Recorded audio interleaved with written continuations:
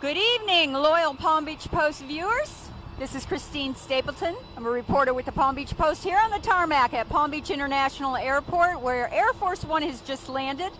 I'm here with the Palm Beach Post team tarmac, ace videographer Thomas Cordy, and political editor Antonio Fins. Antonio, give us a take on what we're looking at this weekend. Well, it's his 30th visit to Palm Beach since he became our 45th president back in January of 2017. This one's going to be an interesting weekend because it's the first time since he's been president that he comes here without some sort of investigation or impeachment trial hanging over him. But at the same time, he shows up amid a lot of political infighting and sniping and fighting. A lot of it has to do with the politics of the 2020 election. In particular, two instances about this time last week, the ouster of two witnesses that had played major roles in the impeachment trial elicited a big backlash. And then this week, his insertion into the whole issue with the Roger Stone sentencing, which then forced the Attorney General yesterday to criticize the president's tweeting. So quite a bit happening on the political front. Back to you. Yeah, and we've also got some action this weekend. Not only on the golf course is that expected, but there is a very big fundraiser tomorrow night. It's supposed to be at billionaire Nelson Peltz's estate, which is north end of the island, a few miles north of Mar-a-Lago. So we're expecting a lot of really big-name Republicans to be in town for that. Also, the president is leaving early. Normally on President's Day weekend, he stays all 3 days, but he's heading out on Sunday a little early to go to Daytona 500. What do you think of that, Antonio? Well, it makes sense. He's been going to a lot of these sporting events, particularly sporting events that have to do with, in areas that are where he's very popular. And Northeast Florida is one of those areas, the Daytona 500. The same thing when he went to the College Football National Championship game between LSU and Clemson. Louisiana and South Carolina are places where he is very popular, which states that he has won. So, it stands to reason that these are, not just an opportunity to go to a sporting event, but definitely an opportunity to get in front of people that he's very popular with, and in places where he will be looking for votes come November in the fall. Yeah, that's exactly right. And, he was convinced to go by, I think, some local lawmakers from that area who basically said, this is your base. This is an event that draws your base. They would love to see you there. And so he decided to head up there and not spend all 3 days here.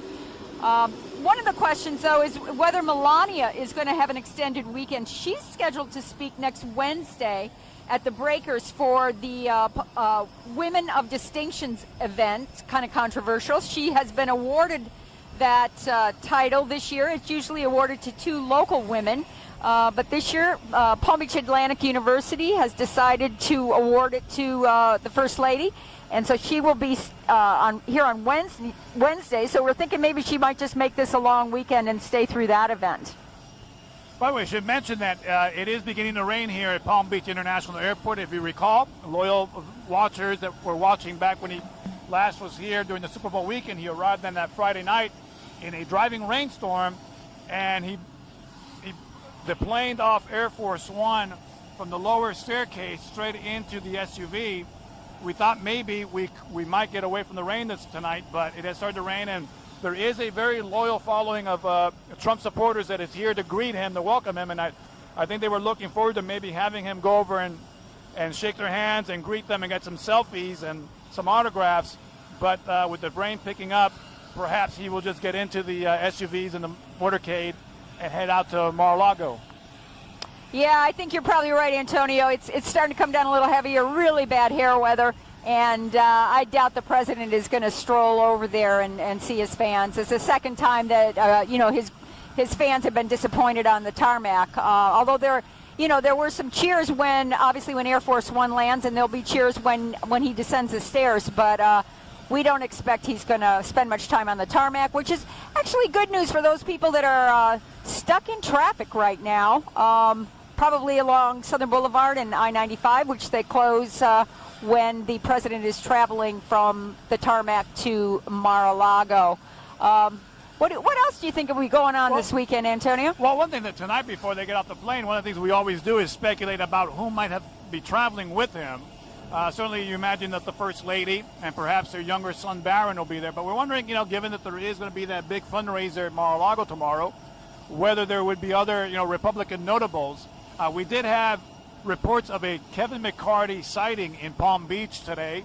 He is the House Minority Leader, the leader of the Republican Party in the House of Representatives. We were wondering if we heard that there might be a chance that Governor Ron DeSantis might show up here at the airport. We did get an alert this afternoon that the governor would be here in West Palm Beach for an event with the Irish ambassador to the United States. But so far we have not seen the governor here. Other notables, perhaps Senator Rick Scott or U.S. Representative Matt Gaetz from Pensacola, who is a big supporter of the president in the House. Well, but so far we haven't seen anybody come out, and there is the president. All right, there's the president. He's waving to the crowd. First Lady Melania is in a sleeveless black dress with with a red, either a red skirt or a red hem for Valentine's Day. The president has a red tie also for Valentine's Day, although he wears that all the time. And let's see who else is deplaning. No one else yet. And we should tell our listeners, our faithful watchers here, that we are a little bit too far away to ask what he got her for Valentine's, but perhaps if he comes closer. Well, it's probably a card, because he seems to like to get cards for her for the holidays, and that's what we've been told. Trying to see who else is coming down here. That cheer you hear in the background is the president obviously waving to his supporters. He went to the front of the SUV, but appears to be boarding now. So. Not sure who that is. There's a young woman, long blonde hair, who's also getting into the vehicle. No. I thought it might be Ivanka, but that's probably one of the White House staff persons. That might be a staffer. Away. Although she did come down the main staircase. Well, she actually had come out the back of the plane and got back on, and then came out this way. Perhaps they forgot something or left something on board, but she appears to be with the White House staff. She's getting into one of the vans back there. Okay. And the motorcade is starting to roll out here. Yeah, we didn't really get a chance to see any other notables, but we are going to be staking out Palm Beach tomorrow to see if we can find out who's in town. We do expect some of the top Republican donors and some of the top Republican politicians are going to be showing up this weekend in Palm Beach. Well, let's take a moment here to remind our viewers that we will be covering the President's Day wall to wall. We'll have reporters in the press pool, so they'll be reporting constantly throughout the day on Saturday and Sunday before the president leaves for Daytona. That's right, Antonio, and I have a story that's going to be running also on how Mar-a-Lago is being used for political fundraisers now. So you can check that out. It's online right now, but you can read it in the Palm Beach Post on Sunday. The motorcade is now rolling out, and we are about to sign off here. Antonio, got any final thoughts? No, it should be kind of an interesting weekend. He has been extremely active on Twitter, a lot to say. And, generally speaking, when he's here, particularly on the Saturdays and Sundays, he tends to be a little bit more reserved. I don't think that will be the case this weekend. Yeah, I think he might let loose this weekend on Twitter. So everybody keep your computers on and, check out PalmBeachPost.com. We'll let you know what's going on. Thanks for watching, and we will be here next time the president comes to visit Palm Beach. Thanks so much for watching. Bye-bye.